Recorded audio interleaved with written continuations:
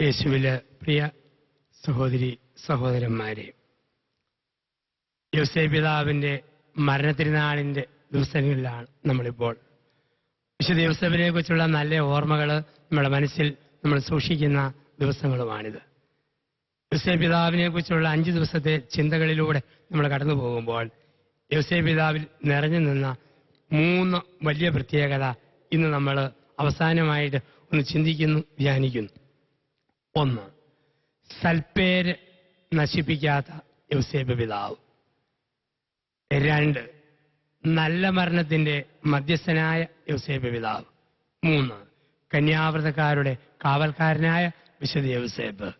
ഈ ചിന്തകളിലൂടെ 5 ദിവസത്തെ നമ്മുടെ യോസേപ്പ് പിതാവിനെ കുറിച്ചുള്ള ധ്യാന ചിന്തകളുടെ സമാപനത്തിലേക്ക് നമ്മൾ കടന്നു വരുന്നു. യോസേപ്പ് പിതാവിന്റെ പ്രത്യേകതകൾ: കന്യാവ്രതക്കാരുടെ കാവൽക്കാരൻ. പലപ്പോഴും പറയും, കന്യാവ്രതക്കാരുടെ കാവൽക്കാരനായ വിശുദ്ധ യോസേപ്പെ ഞങ്ങൾക്ക് വേണ്ടി അപേക്ഷിക്കണമേ. കന്യാവ്രതക്കാരുടെ കാവൽക്കാരനായ വിശുദ്ധ യോസേപ്പെ ഞങ്ങൾക്ക് വേണ്ടി അപേക്ഷിക്കണമേ. നമ്മൾ പ്രാർത്ഥിക്കുന്ന ഒരു പ്രാർത്ഥനയാണ്. പരിശുദ്ധ അമ്മയുമൊത്ത് ജീവിച്ചപ്പോഴും അമ്മ ദൈവത്തിന് വേണ്ടി അമ്മയെ തെരഞ്ഞെടുത്തു എന്ന് ബോധ്യമുള്ള യോസേപ്പ് തനിക്ക് അർഹമായ ജീവിതത്തിലെ സുഖങ്ങളും സന്തോഷങ്ങളും പോലും വേണ്ടെന്ന് വെച്ച് ഒരു കാവൽക്കാരനെ പോലെ നിന്നു എന്ന് പാരമ്പര്യങ്ങളിൽ നമ്മൾ പറഞ്ഞു കേൾക്കാറുണ്ട്. വിശുദ്ധ യോസേപ്പ് ഇന്ന് നമുക്കൊക്കെ നമ്മുടെയൊക്കെ ജീവിതത്തിലും ഇങ്ങനെയുള്ള ഒരു നല്ല നന്മയുടെ ജീവിതം നയിക്കുവാൻ, കന്യാവ്രതം എന്ന് പറഞ്ഞു കഴിഞ്ഞാൽ ഏത് ജീവിതാന്തസ്സിലും അതിൽ കളങ്കം ചേർക്കാതെ ജീവിക്കാനുള്ള കൃപ, അല്ലാണ്ട് പ്രസവിക്കാത്തൊരവസ്ഥ, പുരുഷ സ്ത്രീ ബന്ധം സ്ഥാപിക്കുന്ന അവസ്ഥ ആ രീതിയിലല്ല എടുക്കേണ്ടത്. പിന്നെയോ ഏത് ജീവിതാന്തസ്സിലും മായം ചേർക്കാതെ കളങ്കം ചേർക്കാതെ ജീവിക്കുന്ന ഒരവസ്ഥ അത് കന്യാത്വമാണ്. സ്വന്തം ഭർത്താവിനോട് മാത്രം വിശ്വസ്തത കാണിക്കുകയും മറ്റു മോശമായ ഒരു ചിന്തയില്ലാതെ സൂക്ഷിക്കുന്ന ജീവി ഒരു സ്ത്രീ. അവരുടെ ജീവിതത്തിൽ കന്യാത്വത്തിന്റെ വിശുദ്ധിയുള്ളവളാണ് ആ സ്ത്രീ. ഏത് ജീവിതാന്തസ്സിലും മായം ചേർക്കാതെ വെള്ളം ചേർക്കാതെ ആ ജീവിതം വിശുദ്ധിയോടെ ജീവിക്കും. അതൊക്കെ ഒരു കന്യാത്വത്തിന്റെ ജീവിതമെന്ന് നമുക്ക് പറയാൻ പറ്റും. യോസേപ്പ് പിതാവ് അങ്ങനെ ജീവിച്ചു. മറിയത്തോട് ഒത്ത് ഏൽപ്പിച്ച ദൗത്യങ്ങൾ വിശ്വസ്തയോടെ പൂർത്തിയാക്കി. ഒരു വെള്ളവും മായവും ചേർക്കാത്തൊരു ജീവിതം. ഇപ്പൊ നമ്മളൊക്കെ യോസേപ്പ് പിതാവിന്റെ മധ്യസ്ഥതയ്ക്ക് നമ്മുടെ പെൺപിള്ളാരെയും നമ്മുടെ ആൺകുട്ടികളെയും ഒക്കെ സമർപ്പിക്കണം. പിഴച്ച സുഹൃത്ത് ബന്ധങ്ങളും ദുഷിച്ച വാർത്താമാധ്യമങ്ങളും ഒക്കെ യുവ മനസ്സുകളെ മലിനപ്പെടുത്തുമ്പോൾ യോസേപ്പ് പിതാവേ, എന്റെ കുഞ്ഞിന് ചീത്തയായ കൂട്ടുകെട്ടിൽ വീഴാതെ, തിന്മയിൽ വീഴാതെ നന്മയിൽ കാത്തുകൊള്ളണമെന്നും പറഞ്ഞ് ഓരോ അമ്മയും സ്വന്തം മോളെ യോസേപ്പ് പിതാവിന്റെ മധ്യസ്ഥതയ്ക്ക് സമർപ്പിക്കണം. ഓരോ അമ്മയും സ്വന്തം മോനെ യോസേപ്പ് പിതാവിന്റെ മധ്യസ്ഥതയ്ക്ക് സമർപ്പിക്കണം. ദമ്പതിമാർ അവരുടെ ജീവിതത്തിൽ വീഴ്ചകൾ ഉണ്ടാകാതിരിക്കാൻ വിശുദ്ധ യോസേപ്പിനോട് പ്രാർത്ഥിക്കണം. യോസേപ്പ് പിതാവേ, ഞങ്ങളുടെയൊക്കെ ജീവിതത്തിൽ പാളിച്ചകളില്ലാതെ, പരിധികളില്ലാതെ വിശ്വസ്തയോടും വിശുദ്ധിയോടും കൂടി ജീവിക്കുവാൻ ശക്തി തരണമേ, ബലം തരണമേ എന്ന് വിശുദ്ധ യോസേപ്പിനോട് നമ്മൾ പ്രാർത്ഥിക്കണം. ഇപ്പൊ യോസേപ്പ് പിതാവ് കന്യാവ്രതക്കാരുടെ കാവൽക്കാരൻ. ജീവിതം വിശുദ്ധിയോടെ ജീവിക്കുവാൻ, ദൈവത്തിനു വേണ്ടി മാത്രം കൊടുത്ത് ജീവിക്കുവാൻ ആഗ്രഹിക്കുന്ന സന്യാസികൾക്കും എല്ലാവർക്കും യോസേപ്പ് പിതാവ് ഒരു മാതൃക. ആത്മായ പ്രേക്ഷിതർക്കൊക്കെ ഒരു മാതൃകയായിട്ട് നിൽക്കുന്നു. വെള്ളം ചേർക്കാത്ത ജീവിതം, മായമില്ലാത്ത ജീവിതം, വിശുദ്ധിയുടെയും വിശ്വസ്തയുടെയുമായ ജീവിതം യോസേപ്പ് പിതാവ് നമ്മുടെ മുമ്പിൽ വെച്ച് നീട്ടുകയാണ്. കന്യാവ്രതക്കാരുടെ കാവൽക്കാരനായ യോസേപ്പ്. ഒപ്പം യോസേപ്പ് പിതാവിനെ കുറിച്ച് പറയും, സൽപ്പേര് നശിപ്പിക്കാത്ത യോസേപ്പ് പിതാവ്. യോസേപ്പ് പിതാവിന്റെ ജീവിതത്തിൽ ഒരിക്കലും മറിയത്തിന്റെ പേര് കളയാൻ ആഗ്രഹിച്ചിട്ടില്ല. ഉണ്ടാ പറയുക, തന്റെ ഭാര്യ അപമാനിതയാകുവാൻ ആഗ്രഹിക്കാത്തതിനാൽ രഹസ്യത്തിൽ അവിടെ ഉപേക്ഷിക്കുവാൻ അവൻ തീരുമാനമെടുത്തു. സൽപ്പേര് കളയാത്ത യോസേപ്പ് പിതാവ്. നമ്മൾ പിന്നെ കാണുന്നുണ്ട്, തിരുക്കുടുംബത്തിന്റെ ജീവിതത്തിൽ ഒരിക്കലും വഴക്കുണ്ടായതായി നമ്മൾ കാണുന്നേയില്ല. കഴിഞ്ഞ കാലങ്ങളൊന്നും പറഞ്ഞ് മറിയത്തെ അസ്വസ്ഥപ്പെടുത്തുന്നില്ല. ആവശ്യമില്ലാത്ത പാഴുവാക്കുകളൊന്നും അങ്ങോട്ടും ഇങ്ങോട്ടും വിളിക്കുന്നില്ല. നമുക്കറിയാം, നമ്മുടെയൊക്കെ കുടുംബത്തിലാണെന്ന് വരിയില്ല, അരിശം വരുമ്പം ഭർത്താവിനെ തോന്നിയതൊക്കെ വിളിക്കുന്ന ഭാര്യ, ഭാര്യയെ തോന്നിയതൊക്കെ വിളിക്കുന്ന ഭർത്താവ്, മക്കളെ തോന്നിയതൊക്കെ വിളിക്കുന്ന മാതാപിതാക്കൾ നമ്മൾ കാണുന്ന കാഴ്ചയാണ്. ഭർത്താവിനെ ഭാര്യ വിളിക്കുന്നു കാലൻ, കണ്ണിച്ചോരില്ലാത്ത കാലൻ. ഭർത്താവ് ഭാര്യയെ വിളിക്കുന്നു വൃത്തിയില്ലാത്ത മുതുപിശാച്. മക്കളെ വിളിക്കുന്നു കഴിവില്ലാത്ത ശവങ്ങൾ. എന്തെല്ലാം ആ വീട്ടിലെ സംഭാഷണങ്ങൾ. അങ്ങനെയുള്ള വീട്ടിലെ കുഞ്ഞുങ്ങളോട് ചോദിക്കുക, നിങ്ങൾ കാലനെ കണ്ടിട്ടുണ്ട്? എന്തിയെ? കാപ്പ് കുടിക്കാൻ പോയിരിക്കുന്നു, ഇപ്പൊ ഇങ്ങോട്ട് വരും. പിശാചോ കറി വളർത്തിക്കൊണ്ടിരിക്കുന്നു, തുണി അലക്കിക്കൊണ്ടിരിക്കുന്നു. കുഞ്ഞുങ്ങളെ നോക്കി പറയും ശവങ്ങൾ, കഴിവില്ലാത്തവർ, എന്തെല്ലാം വാക്കാ പറയുക? ഭാര്യയെ നോക്കി ശവം, പൊട്ടി. കെട്ടിയവനെ നോക്കി ഒന്നിനും കൊള്ളാത്ത കഴുത. എന്തെല്ലാം വാക്കാ. ഗൾഫിൽ 2 കഴുതകൾ തമ്മിൽ അടുത്തിടെ വർത്തമാനം പറയുകയാണ്. 2 ആൺ കഴുതകൾ തമ്മിൽ. ഇപ്പൊ 2 കഴുത തമ്മിൽ വർത്തമാനം പറഞ്ഞപ്പം ഒരു കഴുത മറ്റേ കഴുതയോട് ചോദിച്ചു, ദേ കഴുതേ കഴുത എന്നുള്ള വിളി കേട്ട് നിനക്ക് ആന്തരിക മുറിവ് വല്ലതും ഉണ്ടായിട്ടുണ്ടോ? ചത്താ മതിയെന്ന് തോന്നിയിട്ടുണ്ടോ? എപ്പോഴും കഴുതേ കഴുത എന്നുള്ള വിളി കേട്ടിട്ട് നിനക്ക് ചത്താ മതിയെന്ന് തോന്നിയിട്ടുണ്ടോ? അപ്പൊ മറ്റേ കഴുത പറഞ്ഞു, 3 ആഴ്ച മുമ്പ് വരെ ചത്താ മതിയെന്ന് പലപ്പോഴും ഞാൻ ഓർത്തിട്ടുണ്ട്. പക്ഷെ കഴിഞ്ഞ 3 ആഴ്ചയായിട്ട് ജീവിക്കണം എന്നൊരു പുതിയ പ്രതീക്ഷ എനിക്ക് ലഭിച്ചിരിക്കുക. അതെന്താ? 3 ആഴ്ച മുമ്പ് ഈ 30 വയസ്സ് പ്രായമുള്ള സുന്ദരിയായ എൻ്റെ യജമാനിത്തെയും 35 വയസ്സുള്ള കെട്ടിയവനും തമ്മിൽ രാത്രി 10 മണിയോടുകൂടി ഒരു വലിയ വഴക്ക്. ആ വഴക്കില് അവസാനം സുന്ദരിയായ യജമാനത്തി ഭർത്താവിനോട് പറയുന്നത് കേട്ടു, താൻ ഇങ്ങനെയൊക്കെ എന്നോട് പെരുമാറുകയാണെങ്കിൽ ഞാൻ തന്നെ ഇട്ടേച്ച് ഏതെങ്കിലും കഴുതയുടെ കൂടെ ഇറങ്ങിപ്പോകും എന്നാ പറയുന്നത് കേട്ടത്. എന്നെയല്ലേ ഏറ്റവും നല്ല പരിചയം, എൻ്റെ കൂടെ വന്നാലോ എന്ന് എനിക്കൊരു വലിയ പ്രതീക്ഷ. അതുമുതൽ ചാകണമെന്നുള്ള തോന്നല് ഇപ്പം മാറിപ്പോയിരിക്കുകയാണ്. ജീവിക്കണമെന്നുള്ള ഒരു പുതിയ പ്രതീക്ഷ ഇന്ന് വന്നിട്ടുണ്ട്. എന്തെല്ലാം വാക്കുകളാ കുടുംബത്തിൽ. കഴുത, പിശാച്, ശവങ്ങൾ. ഇവിടെയാണ് പറയുക, അനാവശ്യ വാക്കൊന്നും യോസേപ്പ് പറയലായിരുന്നു. യോസേപ്പ് പിതാവിന്റെ വായിന്ന് അനാവശ്യമായ ഒരു വാക്കുപോലുമില്ല. എപ്പോഴും സൽപ്പേര് സൂക്ഷിക്കാൻ വേണ്ടി ശ്രദ്ധിക്കുന്ന യോസേപ്പ് പിതാവിനെ നമ്മൾ കാണും. ഒരു ഭർത്താവിനെ സംബന്ധിച്ച് വേണമെങ്കിൽ ഒത്തിരി ആ ഭാര്യയെ മുറിപ്പെടുത്താനുള്ള ധാരാളം വകുപ്പുകളുണ്ട്. പക്ഷെ അതൊന്നും നോക്കാതെ യോസേപ്പ് പിതാവ് നന്മ മാത്രം സംസാരിച്ചു. അതുകൊണ്ടാണ് പിന്നീട് അവിടുത്തെ വടത്തുപുത്രനായ യേശു മിശിഹ മത്തായിയുടെ സുവിശേഷത്തിന്റെ 12-ാം അധ്യായത്തിൽ 36 മുതലുള്ള വാക്യങ്ങളിൽ പറയുന്നു, നിന്റെ വാക്കുകൾ അതെ അതെ എന്നും അല്ല അല്ല എന്നും ആയിരിക്കണം. നീ അനാവശ്യമായി പറയുന്ന ഓരോ വാക്കിനും വിധിയുടെ ദിവസത്തിൽ കണക്ക് കൊടുക്കേണ്ടി വരും. യേശു പിതാവിൽ നിന്ന് പഠിച്ച ഒരു ജീവിത സന്ദേശമാണ് ഇത്, ജീവിത സന്ദേശം.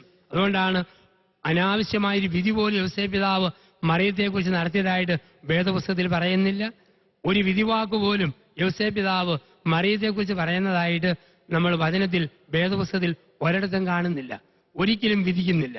അതുകൊണ്ടാണ് യോഹന്നാന്റെ സുവിശേഷം 8-ാം അധ്യായത്തിൽ പാപത്തിൽ പിടിക്കപ്പെട്ട പാപിനിയായ സ്ത്രീയെ അവന്റെ മുമ്പിൽ കൊണ്ടുവന്നിട്ട് അവനെ എറിഞ്ഞു കൊല്ലണമെന്നും പറഞ്ഞ് ആൾക്കാർ ബഹളം വെച്ചപ്പോൾ യേശു പറഞ്ഞതെന്താ? ഞാനും നിന്നെ വിധിക്കുന്നില്ല, മകളെ ശാന്തമായി പോവുക. കാരണം യേശുവിനറിയാം എങ്ങനെ വിധിക്കാൻ പറ്റും. പണ്ട് യോസേപ്പ് പിതാവ് എൻ്റെ അമ്മയെ അങ്ങനെയെങ്ങാനും വിധിച്ചിരുന്നെങ്കിൽ ഒരു പരസ്യ വേശ്യ എന്ന പേരിൽ എൻ്റെ അമ്മ അറിയപ്പെടുമായിരുന്നു. അപ്പൻ അമ്മയെ വിധിച്ചില്ല. അവിടെ പുത്രനും പറഞ്ഞു, ഞാനും നിന്നെ വിധിക്കുന്നില്ല, പോവുക, മേലിൽ നീ പാപം ചെയ്യരുത്. അപ്പൊ യോസേപ്പ് പിതാവിന്റെ ഒരു ജീവിത മാതൃക, സൽപ്പേര് നശിപ്പിക്കാത്ത, മോശമായൊരു വാക്ക് പറയാത്ത, ഒരു പാഴ്വാക്ക് പോലും വായിൽ നിന്ന് വീഴാത്ത വിശുദ്ധ യോസേപ്പിനെയാണ് തിരുവചനം നമുക്കായിട്ട് കാണിച്ചു തരിക. കന്യാവ്രതക്കാരുടെ കാവൽക്കാരൻ എന്ന് വെച്ചാൽ ജീവിത വിശുദ്ധി എങ്ങനെ പാലിക്കാമെന്ന് സ്വന്തം ജീവിതം കൊണ്ട് പഠിപ്പിച്ച ഒരു വലിയ വിശുദ്ധൻ യോസേപ്പ് പിതാവ്. ഒപ്പം ഒരു പാഴ്വാക്ക് പോലും പറയാതെ സൽപ്പേര് സൂക്ഷിച്ച യോസേപ്പ് പിതാവ്. ഇത് യേശുവിന്റെ ജീവിതത്തിൽ മുഴുവൻ പിന്നീട് കാണുന്നുണ്ട്. യൂദാസ് യേശുവിനെ വഞ്ചനയുടെ ചുംബനത്താൽ ഒറ്റിക്കൊടുക്കുവാൻ യൂദാസ് ആഗ്രഹിക്കുന്നു. വഞ്ചനയുടെ ചുംബനത്താൽ യേശുവിനെ ഒറ്റിക്കൊടുക്കാൻ വേണ്ടി യൂദാസ് ആഗ്രഹിക്കുമ്പോൾ യേശുവിന് അന്ത്യത്താഴ സമയത്ത് വേണേ പറയാം, എന്നാലും യൂദാസെ, നീ പാര പണിയാനുള്ള പദ്ധതി മനസ്സിൽ വെച്ചോണ്ടാണല്ലോ എന്റെ കൂടി അപ്പം മുക്കി തിന്നുന്നത്. പക്ഷെ പറഞ്ഞില്ല. യേശു പറഞ്ഞതെന്താ? നിങ്ങളിൽ ഒരുവൻ എന്നെ ഒറ്റിക്കൊടുക്കും. യൂദാസിന് സൽപ്പേര് കളയുന്നില്ല. ഒരിക്കൽ കൂടി യൂദാസിന് അവസരം കൊടുക്കുക. നിങ്ങളിൽ ഒരുവൻ എന്നെ ഒറ്റിക്കൊടുക്കും. വീണ്ടും വിചാരത്തിനും ഒരു തിരിച്ചുവരവിനും ഈ യൂദാസിന് സമസ്ത സാധ്യതകളുടെ വാതിലുകളും യേശു അവന് മുമ്പിൽ തുറന്നു വയ്ക്കുകയാണ്. യോസേപ്പ് പിതാവിൽ നിന്ന് കാണുന്ന ഈ മൂല്യങ്ങൾ ആരെയും വിധിക്കാത്ത, പാഴ്വാക്ക് പറയാത്ത, മോശമായതൊന്നും പറയാത്ത ഒരു പ്രത്യേക ഒരു ജീവിത ശൈലി, അത് യോസേപ്പ് പിതാവിന്റെ ശൈലിയായിരുന്നു. ഇന്ന് നമ്മളോട് യോസേപ്പ് പിതാവ് ചോദിക്കുകയാണ്, ഞാൻ ആരുടെയും സൽപ്പേര് നശിപ്പിക്കാതെ നല്ലത് മാത്രം പറഞ്ഞ് നന്മ മാത്രം ചെയ്ത് ഞാൻ കടന്നു പോകുന്നതിന് നിങ്ങൾ സാക്ഷികളാണ്. അങ്ങനെയെങ്കിൽ ഞാനൊന്ന് ചോദിക്കുന്നു, മകനെ, മകളെ, നിങ്ങൾ പലപ്പോഴും പലരുടെയും സൽപ്പേര് നശിപ്പിച്ചവരല്ലേ? ആരൊക്കെ എന്തൊക്കെയോ പറയുന്ന കേട്ട് അത് പൊടിപ്പും തൊങ്ങലും വെച്ച് പറഞ്ഞു ഒത്തിരി പൊലിപ്പിച്ചിട്ടില്ലേ? നാക്കിന്റെ ദുരുപയോഗം, ഉറപ്പില്ലാത്ത കാര്യങ്ങൾ ഉറപ്പോടുകൂടി പറഞ്ഞ് പലരുടെയും മനസ്സിനെ ഞാൻ മുറിപ്പെടുത്തിയിട്ടില്ലേ? എന്റെ വാക്കുകളുടെ ദുരുപയോഗം. എങ്കിൽ തിരുത്തുവാൻ, തിരിയുവാൻ, ദൈവത്തിലേക്ക് അടുക്കുവാൻ ദൈവം വിളിക്കുകയാണ് വിശുദ്ധ യൗസേപ്പിലൂടെ. അപ്പോൾ ജീവിത വിശുദ്ധി, കന്യാവ്രതത്തിന്റെ കാവൽക്കാരനായ വിശുദ്ധ യൗസേപ്പ്, അതോടൊപ്പം തന്നെ നമ്മുടെയൊക്കെ ജീവിതത്തില് ശരിക്കും വാക്കുകളെ സൂക്ഷിച്ച് സംസാരിക്കണമെന്നും അനാവശ്യമാക്കുക പറയരുതെന്നും സൽപ്പേര് സൂക്ഷിക്കാൻ ബാധ്യതയുണ്ടെന്നും ദൈവം നമ്മളെ വിളിക്കുക. അതുകൊണ്ടാണ് എന്റെ ഭർത്താവിന്റെയും എന്റെ ഭാര്യയുടെയും എന്റെ മക്കളുടെയും സൽപ്പേര് മാത്രമല്ല, അച്ഛന്മാരുടെ സൽപ്പേര്, സിസ്റ്റേഴ്സിന്റെ സൽപ്പേര്, രാഷ്ട്രീയക്കാരുടെ സൽപ്പേര്, സാമൂഹ്യ പ്രവർത്തകരുടെ സൽപ്പേര്, ഒരുപക്ഷെ എനിക്ക് ഇഷ്ടമില്ലാത്ത രാഷ്ട്രീയത്തിന് വ്യക്താക്കളാകാം, പക്ഷെ എന്റെ വായിൽ നിന്നും പാഴ്വാക്കൊന്നും വീഴരുത്. ഞാനായിട്ടൊരിക്കലും ആരെയും വിധിക്കുകയും വരുത്. തമ്പുരാൻ പറയുന്നു, നീ പറയുന്ന അതേ വാക്കുകൊണ്ട് നീയും വിധിക്കപ്പെടും. നീ അളക്കുന്ന അളവിൽ നിനക്കും അളന്നു നോക്കിക്കൂട്ടും. നീ കൊടുക്കുന്ന അതേ തോതിൽ നിനക്കും തിരിച്ചു കിട്ടും. അപ്പൊ ജീവിതത്തിൽ വാക്കുകളെ സൂക്ഷിക്കുക, എണ്ണി എണ്ണി പറയുക. ഞാൻ ചില വർത്തമാനം പറയുമ്പോൾ ഓർക്കണം, എപ്പോഴും ഓർക്കേണ്ട കാര്യം ഇതാ, ഒരു വിഷയത്തെക്കുറിച്ച് ഞാൻ പറയുമ്പോൾ പറയുന്ന വിഷയത്തിൽ എന്തെങ്കിലും മാറ്റം വരുന്നുണ്ടോ എന്ന് നോക്കുക. കേൾക്കുന്ന ആൾക്ക് എന്തെങ്കിലും ഗുണമുണ്ടോ എന്ന് നോക്കുക. പറയുന്ന എനിക്ക് എന്തെങ്കിലും ഗുണമുണ്ടോ എന്ന് ഓർക്കുക. ആരെക്കുറിച്ച് പറയുന്നു, ആ വ്യക്തിക്ക് എന്തെങ്കിലും മെച്ചമുണ്ടോ എന്ന് ഓർക്കുക. ആർക്കും ഗുണമില്ലാത്ത വാക്ക് ഒരിക്കലും മിണ്ടാതിരിക്കുക. അങ്ങനെ വന്നാൽ തീർച്ചയായിട്ടും നമുക്ക് നമ്മളെ നിയന്ത്രിക്കാൻ പറ്റും. ഇത് 50 നോയമ്പിന്റെ കാലമാണ്. യൗസേപ്പ് പിതാവിന്റെ തിരുനാൾ വരുമ്പോഴൊക്കെ നമുക്ക് സഭയിൽ 50 നോയമ്പുമാണ്. അപ്പൊ എല്ലാവരും പറയും, എന്നാ പറയാന്, വലിയ പുണ്യാളിന്റെ പെരുന്നാളിന് ഇറച്ചി കൂട്ടാൻ പറ്റാത്ത ഒരു തിരുനാളായി പോയി എന്ന് ചിലപ്പോഴെങ്കിലും ആൾക്കാർ പറയും. 50 നോയമ്പ് തുടങ്ങുമ്പോഴത്തേക്ക് നമ്മുടെ സാധാരണ ചിന്ത എന്താ? ഇറച്ചിച്ചട്ടി കഴുകി കമത്തി തുടച്ചു വെക്കണം. ഇനി 50 ദിവസം അത് വെളിച്ചം കാണുന്ന പ്രശ്നമില്ല, കമത്തി തന്നെ വെച്ചേക്കുക. ചിലർക്ക് ഇറച്ചിയില്ല, മുട്ടയില്ല, മീനില്ല, പാലില്ല, മോരില്ല, തൈരില്ല, എല്ലാം ഉപേക്ഷിക്കുന്നവരെ കണ്ടിട്ടുണ്ട്. ഞാൻ എൻ്റെ കുട്ടിക്കാലത്ത് ഓർക്കുന്നു, ഞാൻ സെമിനാരി പഠിക്കുന്ന കാലം, കുഞ്ഞുനാൾ മുതൽ എൻ്റെ അമ്മ 50 നോയമ്പ് നല്ല കടുപ്പത്തിൽ നോക്കുന്ന ആളാ.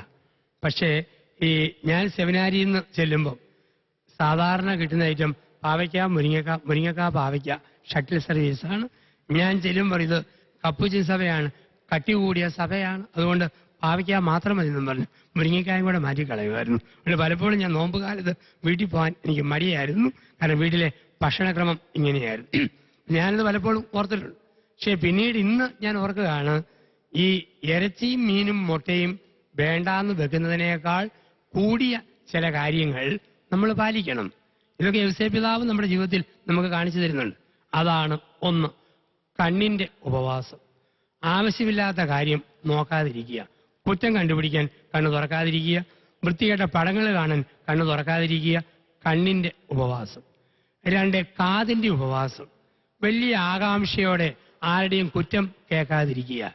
കുറ്റങ്ങൾ, കുറവുകൾ, പോരായ്മകൾ പറയുമ്പം ആവേശത്തോടെ അതിന് ചെവി കൊടുക്കാതിരിക്കുക. അത് കാതിന്റെ ഉപവാസം. കണ്ണിന്റെ ഉപവാസം, കാതിന്റെ ഉപവാസം. നാക്കിന്റെ ഉപവാസം, ആവശ്യമില്ലാത്ത വർത്തമാനം പറയാതിരിക്കുക. പരമാവധി കുറച്ച് വർത്തമാനം പറയുക. അതുവഴി ത്യാഗവും കൊണ്ട് അന്തരീക്ഷ മലിനീകരണത്തിന് ഒരു കുറവും വരും. ഇതൊക്കെ നമുക്ക് ചെയ്യാൻ പറ്റുന്നതാണ്. ചുമ്മാ കുറ്റവും വർത്താനവും എല്ലാം പറഞ്ഞിട്ട് ഇറച്ചിയില്ല, മീനില്ല, മുട്ടയില്ല, പാലില്ല, ആർക്ക് വേണം ഈ ഉപവാസം?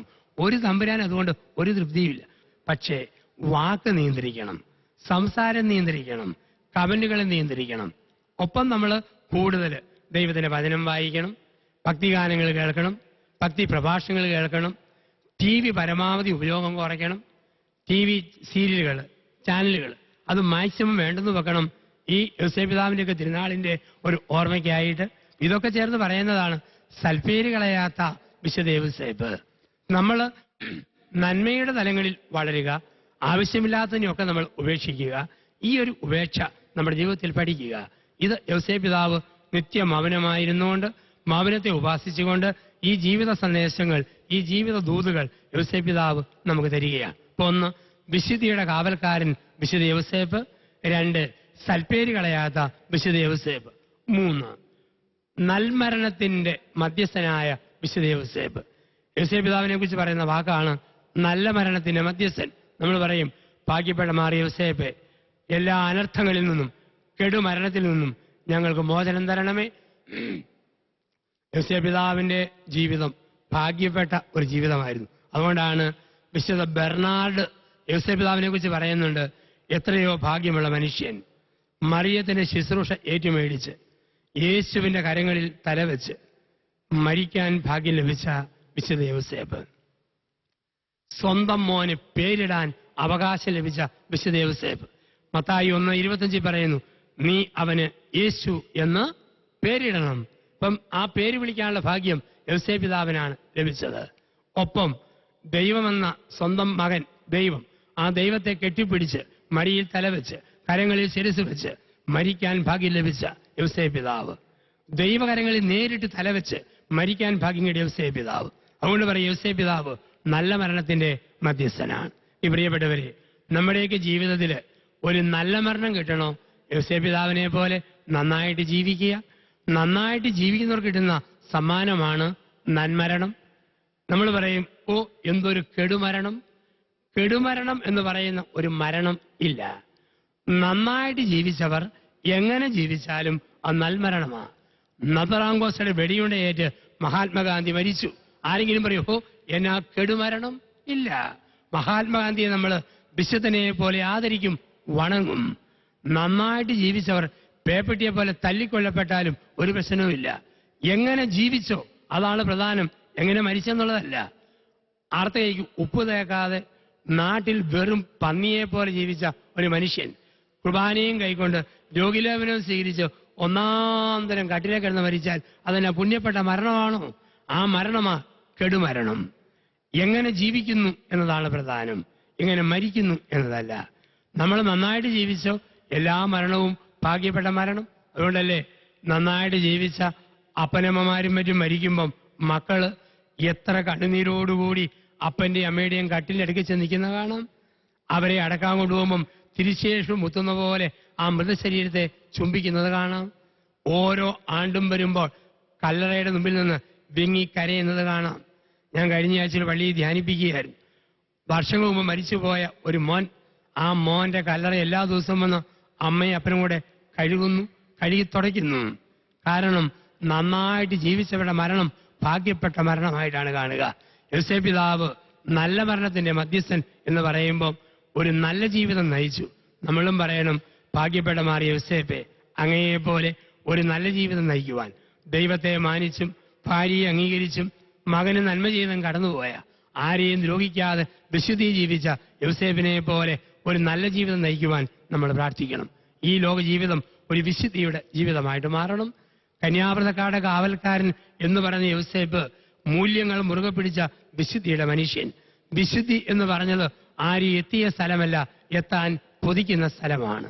വിശുദ്ധി ആരും എത്തിയ സ്ഥലമല്ല, എത്താൻ കൊതിക്കുന്ന സ്ഥലമാണ്. അപ്പൊ നമ്മുടെയൊക്കെ ജീവിതത്തിൽ ഒരു കൊതി വേണം. സ്വർഗസ്ഥനായ പിതാവ് പരിപൂർണനായിരിക്കുന്ന പോലെ നിങ്ങളും പരിപൂർണരായിരിക്കുവിൻ. ഈ ഒരു പ്രാർത്ഥന നമ്മുടെ മനസ്സിൽ നമ്മൾ സൂക്ഷിക്കുക. യോസേപ്പ് പിതാവിനെ നമ്മൾ നോക്കി കാണുക. ദൂതന്റെ സ്വപ്നം സ്വീകരിച്ച അന്നു മുതൽ ജീവിതത്തെ മുഴുവൻ ഒരു നല്ല മരണത്തിന് വഴിയിലേക്ക് അദ്ദേഹം ഒരുക്കി കൊണ്ടുവന്നു. നമ്മൾ കണ്ടു, അദ്ദേഹം തൊഴിലിനോട് വിശ്വസ്തത കാണിച്ച് ജീവിതത്തെ ഓരോ നിമിഷവും വിശദീകരിച്ചു.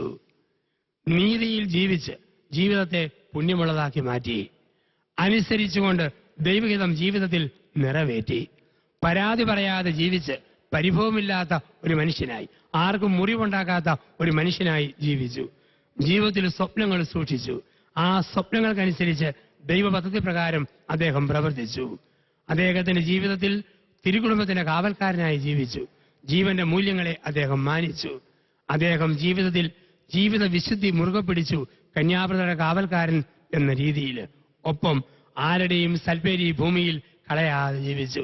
അങ്ങനെ ഒരു നല്ല മരണത്തിന് അദ്ദേഹം അർഹനായി തീർന്നു. ഈ യോസേപ്പ് പിതാവിന്റെ മരണ തിരുനാള് നമ്മളെയൊക്കെ ഓർമ്മിപ്പിക്കുന്നു ഈ ചിന്തകൾ. യോസേപ്പ് പിതാവിനെ കുറിച്ച് 5 ദിവസങ്ങളിലായി നമ്മൾ ചിന്തിച്ച ധ്യാനിച്ച ചിന്തകൾ നമ്മുടെ ജീവിതത്തിൽ പ്രാവർത്തികമാക്കുവാനും ജീവിതത്തെ വിശദീകരിക്കുവാനും നമ്മുടെയൊക്കെ ജീവിതത്തിൽ നമുക്കും പ്രാർത്ഥിക്കാൻ കഴിയട്ടെ. ഭാഗ്യപ്പെട്ട മാറിയ യോസേപ്പെ, അങ്ങയുടേതുപോലെ ഭാഗ്യപ്പെട്ട ഒരു ജീവിതം ഞങ്ങൾക്കും തരണമേ. അങ്ങനെയുള്ള ഭാഗ്യപ്പെട്ട ഒരു ജീവിതം വഴി ജീവിതത്തിൽ ജീവിത അവസാനവും ഭാഗ്യത്തിന്റെ പൂർണ്ണതയായി അനുഭവിക്കുവാനുള്ള ശക്തിയും കൃപയും നമുക്ക് പ്രദാനം ചെയ്യണമേ എന്ന് നമ്മൾ പ്രാർത്ഥിക്കണം.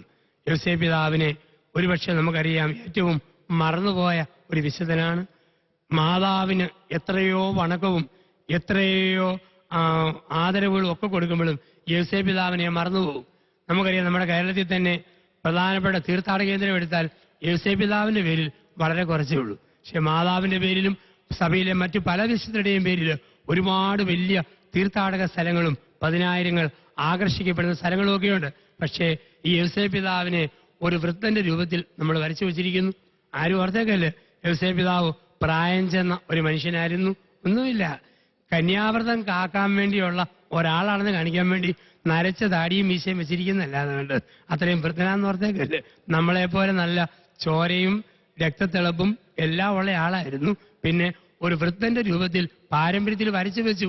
ഒരിക്കലും ചരിത്രത്തിൽ യോസേപ്പ് പിതാവ് ഒരു വൃദ്ധനായിരുന്നില്ല. അത് ചരിത്രപരമായ സത്യം. അപ്പൊ ഈ യോസേപ്പ് പിതാവ് ഒട്ടും മനസ്സിലാക്കാതെ ഒരുപാട് നൊമ്പരങ്ങൾക്ക് നടുവിലൂടെ മൗനമായിട്ട് നടന്നുപോയ, മൗനത്തെ ഉപാസിച്ച, മൗനത്തിന്റെ നിസ്വനായ ആ യോസേപ്പ് പിതാവ് നമ്മളോടും പറയുന്നു, ജീവിതത്തിലെ തകർച്ചകളെയും നൊമ്പരങ്ങളെയൊക്കെ മൗനത്തോടുകൂടി നേരിടുക. അങ്ങനെ ജീവിതത്തെ മനക്കെട്ടിയുള്ളതാക്കി മാറ്റി ദൈവം തന്നെ 2 കൈയും നീട്ടി സ്വീകരിച്ച് നല്ല ഒരു മരണത്തിന് നമ്മളെ തന്നെ ഒരുക്കുവാൻ വിശുദ്ധ യോസേപ്പിന്റെ മാതൃക, നൽമരണത്തിന് മധ്യസ്ഥനായ യോസേപ്പ് പിതാവിന്റെ മധ്യസ്ഥത നാം ഓരോരുത്തർക്കും ലഭിക്കട്ടെ. ആ കൃപയ്ക്കായി വിശുദ്ധ യോസേപ്പ് പിതാവിനോട് നമുക്ക് പ്രാർത്ഥിക്കാം. നല്ലവനായ ദൈവമേ, തിരുക്കുടുംബത്തിന്റെ കാവൽക്കാരനും യേശുവിന്റെ വളർത്തുപിതാവുമായി വിശുദ്ധ യോസേപ്പിനെ ഞങ്ങൾക്ക് നൽകിയതിന് ഞങ്ങൾ അങ്ങേക്ക് നന്ദി പറയുന്നു. ഞങ്ങളുടെ ജീവിതയാത്രയിൽ വിശുദ്ധ യോസേപ്പിനെ പോലെ നീതിയിലും നന്മയിലും വ്യാപരിക്കുവാൻ ഞങ്ങളെ ശക്തിപ്പെടുത്തണമേ. ഏൽപ്പിക്കപ്പെട്ട ജോലികൾ, തൊഴിലിനോട് വിശ്വസ്തത കാണിച്ച് ഓട്ടം പൂർത്തിയാക്കുവാനും നൽകപ്പെട്ട സമയത്തിനുള്ളിൽ ഏൽപ്പിക്കപ്പെട്ടതെല്ലാം വിശ്വസ്തയോടെ പൂർത്തിയാക്കി ഒരു നല്ല മരണം പ്രാപിക്കുവാൻ ഞങ്ങൾക്ക് ഭാഗ്യം തരണമേ. നല്ല മരണത്തിന് മധ്യസ്ഥനായ വിശുദ്ധ യോസേപ്പ് ഈ സന്ദേശം ശ്രവിക്കുന്ന എല്ലാവരുടെയും ജീവിതത്തിൽ നന്മയിൽ ജീവിച്ച് ഓട്ടം പൂർത്തിയാക്കി ഒരു നല്ല മരണം പ്രാപിക്കുവാൻ ഇടയാകട്ടെ. നിത്യം പിതാവും പുത്രനും പരിശുദ്ധാത്മാവുമായ സർവേശ്വര എന്നേക്കും ആമേൻ.